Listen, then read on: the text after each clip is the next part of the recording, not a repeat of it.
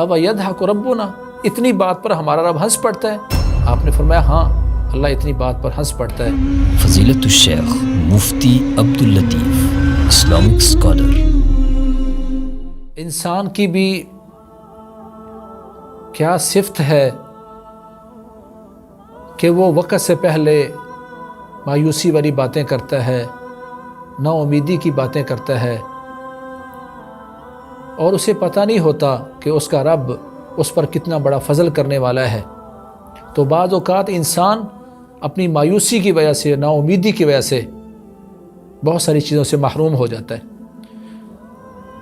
हज़रत अबू रज़ीन रज़ी अल्लाह तआला अन्हु से रिवायत है कि रसूलुल्लाह सल्लल्लाहु अलैहि वसल्लम ने इरशाद फरमाया, यदहक रब्बुना मिन क़ुनूत इबादिही व क़ुर्ब ग़ैरिही, कि अल्लाह करीम जब इंसान के हालात को बदलने के करीब ही होता है तो इंसान मायूस होकर गिर पड़ता है, तो अल्लाह उस पर हंस पड़ता है।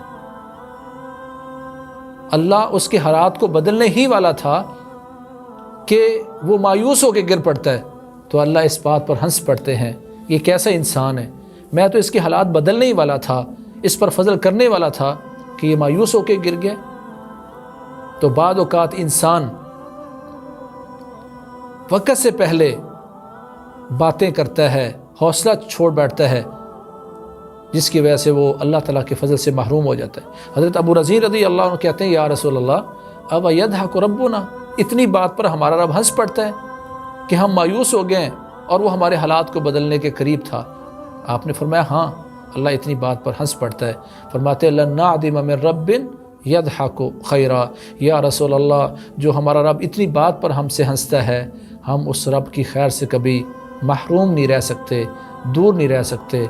हमें उस रब की उम्मीद पर हमेशा कायम रहना चाहिए और अल्लाह ताला की खैर की उम्मीद रखनी चाहिए।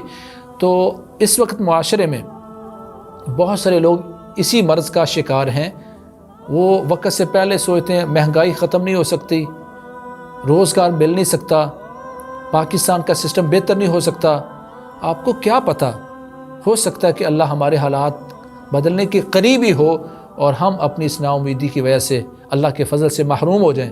अगर हम चाहते हैं कि हम अल्लाह ताला के फ़ज़ल को पाएँ तो फिर हमें हर वक्त अल्लाह की रहमत से उम्मीद रखनी है, वगरना ऐसा ना हो कि अल्लाह हमारे हालात को बदलने के करीब हो और हम मायूस होकर गिर जाएँ और अल्लाह के फ़ज़ल से महरूम हो जाएँ।